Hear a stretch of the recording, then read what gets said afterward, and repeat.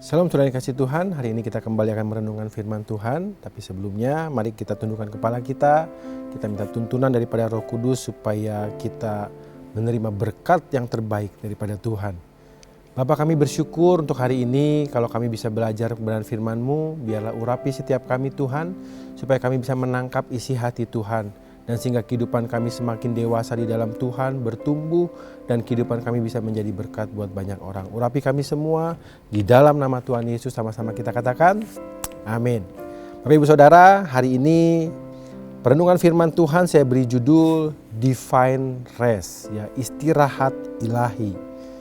Pemazmur mengatakan di dalam Mazmur 90 ayat yang ke-10, Raja Daud mengatakan masa hidup kami, ya, atau masa hidup manusia 70 tahun, dan jika kami kuat 80 tahun.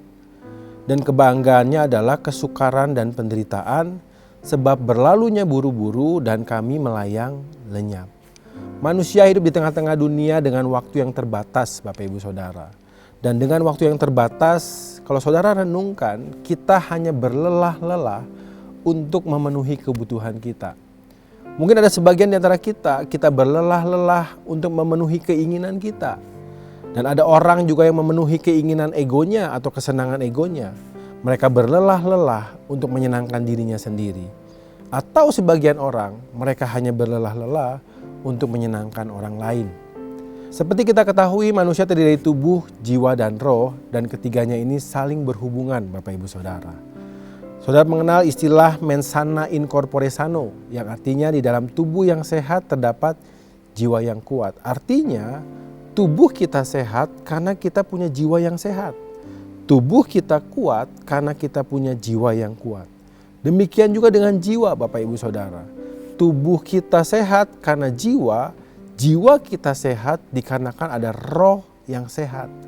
Jiwa kita kuat karena kita punya roh yang kuat. Ketika roh kita sehat, maka jiwa kita sehat, tubuh kita akan sehat.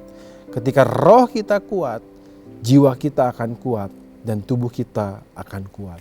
Itulah ketiganya, Bapak Ibu Saudara. Dan ketika kita mengalami kelelahan di dalam hidup, kita mengalami keletihan menjalani kehidupan kita, maka ketiga bagian ini akan mengalami hal yang sama. Tubuh akan lelah, jiwa akan lelah, dan roh kita pun akan lelah. Tetapi seringkali kita hanya mengingat atau kita hanya fokus kepada tubuh jasmani kita. Itulah kenapa ada orang yang berolahraga, ya. Dia berusaha menyegarkan tubuhnya, dia makan makanan yang sehat, dia berusaha untuk istirahat yang cukup untuk merefresh tubuh jasmaninya. Tetapi sekalipun demikian, dia tetap merasa bahwa ada kelelahan di dalam hidupnya. Itu dikarenakan tubuhnya kuat tetapi jiwanya mengalami keletihan, Bapak Ibu Saudara. Dan dengan kesadaran itu maka dia berusaha merefresh jiwanya. Dengan cara apa? Ada beberapa orang yang pergi bertamasya, mereka berkumpul dengan teman-teman, dengan keluarga. Supaya apa? Jiwanya disegarkan kembali. Tapi ada orang, Bapak Ibu Saudara, tubuhnya sudah direfresh, jiwanya sudah direfresh, tapi tetap merasa bahwa hidup ini capek, hidup ini lelah. Karena mereka melupakan ada satu bagian yang tidak mereka segarkan, yaitu roh mereka. Yang terpenting dari tiga bagian ini adalah roh kita, Bapak Ibu Saudara. Di antara tubuh, jiwa, dan roh, rohlah yang harus kita perhatikan, rohlah yang paling penting. Itulah kenapa kalau kita lihat di antara kita, Bapak Ibu Saudara, ada orang-orang yang jasmaninya kuat tapi ngalami stres, ya. Hidup merasa berat, ngalami depresi di dalam kehidupannya. Dia olahraga dengan baik, dia punya kesehatan yang bagus, tetapi ngalami stres di dalam hidupnya.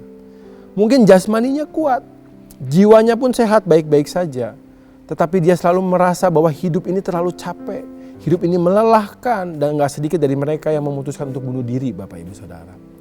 Nah, ada juga orang yang kaya raya, dia punya segalanya, dia bisa beli apapun yang dia mau, tetapi tubuh jasmaninya sakit-sakitan. Ini dikarenakan karena mereka mengalami kelelahan di dalam roh dan mereka tidak memperhatikan bahwa roh pun perlu disegarkan. Nah, kalau kita lihat di dalam firman Tuhan, Bapak Ibu Saudara, Tuhan Yesus pernah memberikan suatu kalimat yang luar biasa yang akan kita bedah hari ini. Ada di dalam Matius pasal yang ke-11 ayat yang ke-28. Ini adalah ayat yang terkenal Bapak Ibu Saudara, dan kita akan membedah ayat ini dari bahasa aslinya ya. Dan kita akan mendapatkan pemahaman yang baru ketika kita mulai mendalami firman Tuhan. Dan di dalam ayat ini Bapak Ibu Saudara ada satu kalimat, ada satu kata yaitu divine rest, yang membuat kita mengerti kenapa kita perlu menyegarkan roh kita. Matius 11:28 dikatakan, "Marilah kepadaku semua yang letih, lesu dan beban berat, aku akan memberi kelegaan kepadamu." Ya. Kata marilah diambil dari bahasa aslinya adalah duete.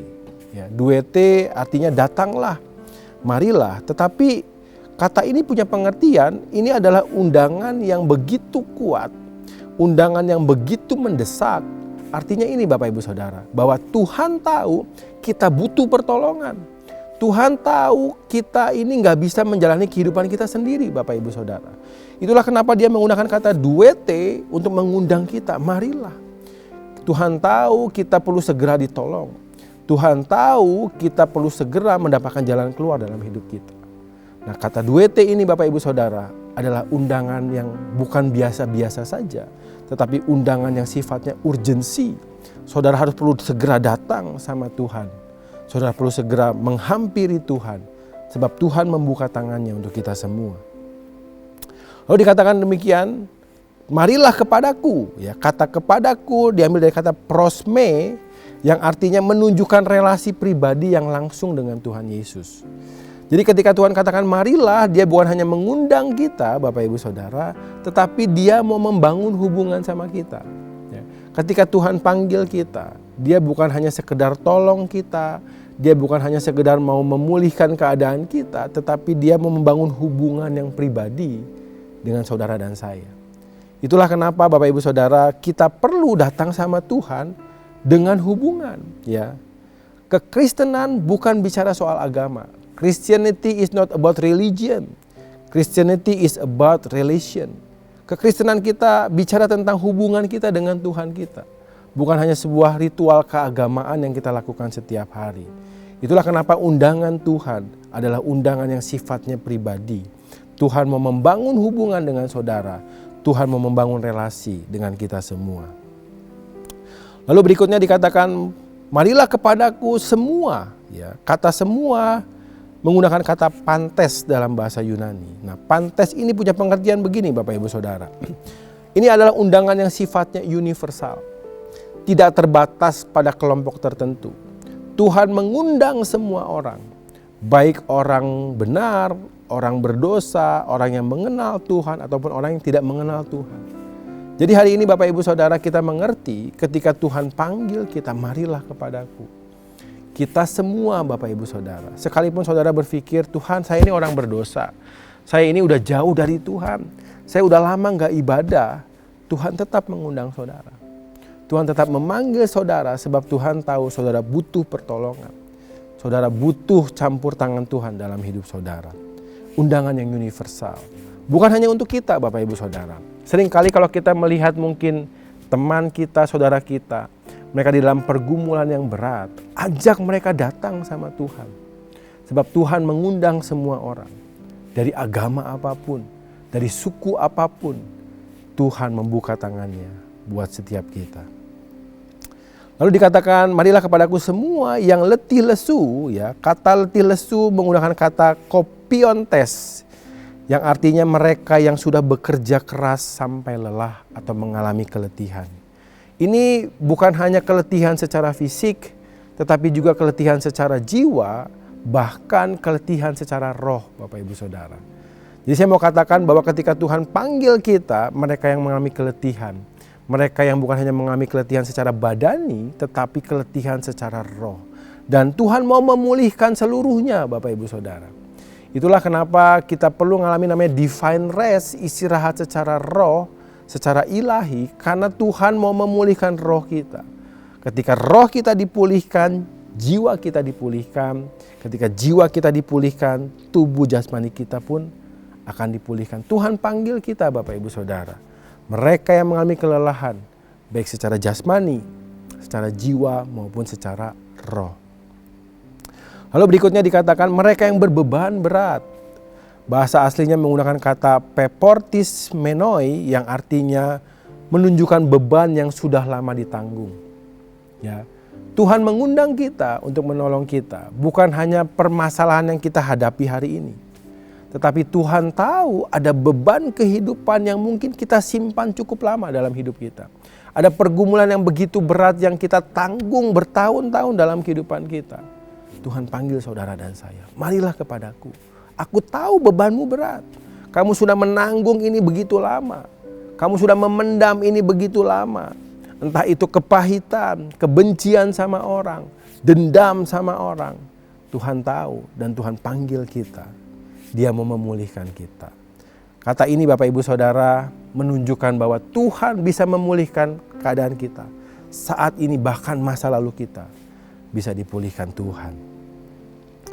Lalu kata yang terakhir, yang terpenting adalah aku akan memberi kelegaan kepadamu. Bahasa aslinya adalah anapauso Bapak Ibu Saudara. Nah, anapauso ini dipakai di dalam Septuaginta untuk kata divine rest atau istirahat ilahi. Tuhan panggil saudara dan saya. Tuhan tahu saudara butuh pertolongan Tuhan. Dia buka tangannya dan Tuhan katakan segera datang sama aku. Aku mau membangun hubungan sama kamu hari ini. Dan Tuhan akan memulihkan keletihan hidup kita. Dan Tuhan katakan aku akan memberikan istirahat ilahi untuk kamu. Aku akan merefresh rohani kamu. Aku akan merefresh jiwa kamu. Aku akan merefresh tubuh jasmanimu. Aku memberi istirahat, kelegaan atau refreshment, kata Tuhan. Anapauso. Nah, Bapak Ibu Saudara, itulah pengertian daripada kalimat Tuhan Yesus di dalam Matius pasal yang ke-11 ayat yang ke-28. Sebuah undangan yang begitu luar biasa untuk Tuhan memulihkan keadaan kita. Nah, bagaimana kita menyambut undangan Tuhan ini Bapak Ibu Saudara? Undangan Tuhan ini bisa kita terima ketika kita melakukan penyembahan kepada Tuhan.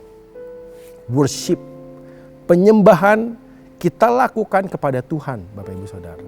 Tetapi penyembahan bukan untuk Tuhan. Sekali lagi saya katakan penyembahan kita itu kepada Tuhan. Tetapi penyembahan bukan untuk Tuhan. Dari posisi Tuhan Bapak Ibu Saudara, Tuhan gak punya kebutuhan apa-apa untuk disembah. Tuhan gak punya kepentingan untuk disembah. Tapi kenapa Tuhan minta supaya kita menyembah Dia? Karena Tuhan tahu kita butuh Tuhan. Ketika kita menyembah Bapak Ibu Saudara, Tuhan gak perlu disembah, tetapi kitalah yang perlu menyembah Tuhan. Sebab ketika kita menyembah Tuhan, saudara sedang terkoneksi dengan Tuhan. Jadi Tuhan gak rugi kalau kita gak sembah Dia. Tapi kitalah yang rugi. Tuhan gak untung disembah oleh kita. Tetapi kitalah yang untung Bapak Ibu Saudara.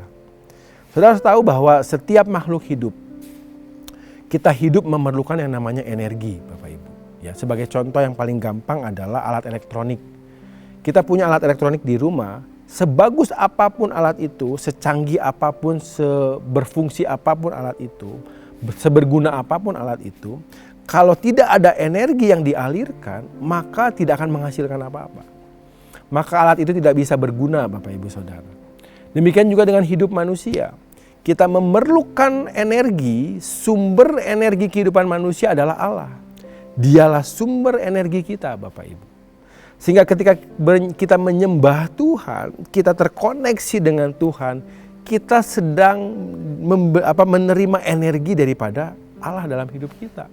Itulah sumber kekuatan kita, itulah sumber kehidupan kita. Kita perlu menyembah Tuhan karena kita membutuhkan Tuhan. Tuhan mau kita menyembah Dia bukan untuk dirinya Bapak Ibu Saudara. Karena Tuhan tahu ketika kita menyembah Dia, Dia akan menyalurkan energi positif. Segala yang baik, segala yang berguna, segala yang bermanfaat dalam hidup kita, Tuhan berikan buat saudara dan saya. Amin Bapak Ibu Saudara. Hari ini kita belajar sesuatu bahwa Tuhan selalu membuka tangannya buat kita. Dia mengundang kita untuk menolong kita, memulihkan keadaan kita. Kita berlelah-lelah dalam kehidupan kita di tengah-tengah dunia Bapak Ibu Saudara. Tapi kita lupa untuk merefresh roh kita. Dan hari ini lewat firman Tuhan, Tuhan katakan kamu perlu yang namanya divine rest. istirahat secara ilahi. Dan kata divine rest ini Bapak Ibu Saudara adalah konsep yang dipakai Alkitab ketika Tuhan beristirahat di hari yang ketujuh. Itulah kenapa Tuhan katakan kuduskanlah hari Sabat. Sebab Tuhan mau saudara di-refresh secara roh. Roh saudara dipulihkan kembali, disegarkan kembali. Kamu mengalami istirahat secara rohani. Kamu mengalami istirahat secara ilahi. Dan kamu akan lihat kehidupanmu akan berubah. Caranya bagaimana? Menyembah Tuhan Bapak Ibu Saudara. Jangan sampai kita ibadah di gereja, kita hanya nyanyi-nyanyian saja Bapak Ibu. Bernyanyi dan menyembah itu hal yang berbeda. Tetapi kita perlu menyembah Tuhan supaya kita terkoneksi dengan Tuhan. Jangan sia-siakan ibadah kita. Hari Sabat Tuhan perintahkan untuk dikuduskan. Supaya saudara dan saya terkoneksi dengan Dia. Supaya saudara menyerap energi yang baik daripada Tuhan. Dan Tuhan memberikan berkat-berkatnya ketika kita terkoneksi dengan Dia. Mari Bapak Ibu Saudara, bangun penyembahan dalam kehidupan kita. Baik di dalam ibadah kita, di dalam kehidupan doa kita masing-masing. Bangun penyembahan. Dan ketika kita menyembah Tuhan, saudara akan melihat, saudara akan disegarkan kembali. Sambut panggilan Tuhan hari ini Bapak Ibu Saudara. Tuhan katakan, marilah kepadaku. Yang letih lesu dan beban berat, aku akan memberikan kelegaan kepada kamu. Divine rest, istirahat ilahi. Tuhan Yesus memberkati. Kita tundukkan kepala kita. Bapak, kami bersyukur buat firman-Mu hari ini ya Tuhan. Kami dibukakan tentang pengertian undangan Tuhan. Supaya setiap kami segera datang menghampiri Tuhan dalam keletihan kehidupan kami. Seringkali Tuhan kami melupakan untuk menyegarkan roh kami. Kami hanya care dengan tubuh jasmani kami dan dengan jiwa kami. Tetapi hari ini Tuhan kami mengerti bahwa kami perlu menyegarkan roh kami dengan cara kami terhubung dengan Tuhan. Kami mau bangun penyembahan kami dalam kehidupan kami pribadi masing-masing. Supaya kami terus terkoneksi sama Tuhan. Kami tahu kami perlu energi daripada Tuhan. Energi yang positif. Berkat-berkat yang Tuhan curahkan lewat penyembahan dalam hidup kami. Terima kasih Tuhan, berkati umat-Mu. Biarlah mereka punya kehidupan penyembahan yang baik. Dan mereka juga menyambut panggilan Tuhan untuk datang menghampiri Tuhan di dalam segala pergumulan kehidupan mereka. Terima kasih Bapa. Kami selesai, kami angkat kedua tangan kami, buka hati kami di hadapan Tuhan. Inilah firman Tuhan untuk kita semua.